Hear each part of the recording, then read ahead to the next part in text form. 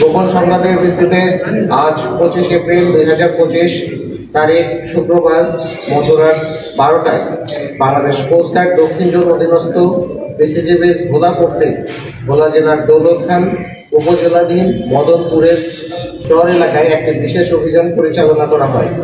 অভিযান চলাকালীন উক্ত এলাকা হতে 3টি দেশীয় আগ্নেয়াস্ত্র, 3টি দেশীয় অস্ত্র, 4 রাউন্ড কার্তুজ এবং 9টি 1000 টাকার জাল নোট সহ 3 জন কুখ্যাত ডাকাতকে আটক করা হয়।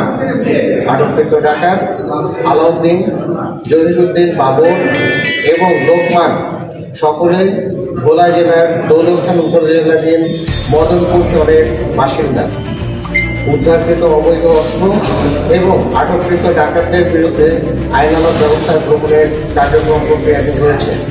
দেশের আইন শৃঙ্খলা পরিস্থিতি স্থিতিশীল রাখতে বাংলাদেশ কোস্টগার্ড 24 ঘন্টা টহল জারি রেখেছে, যার মাধ্যমে কোস্টগার্ডের আওতাধীন উপকূলীয় এবং নদীর তীরবর্তী অঞ্চলের আইন শৃঙ্খলা ও ডাকাত দমনের পরিস্থিতি অনেকাংশে উন্নত হয়েছে।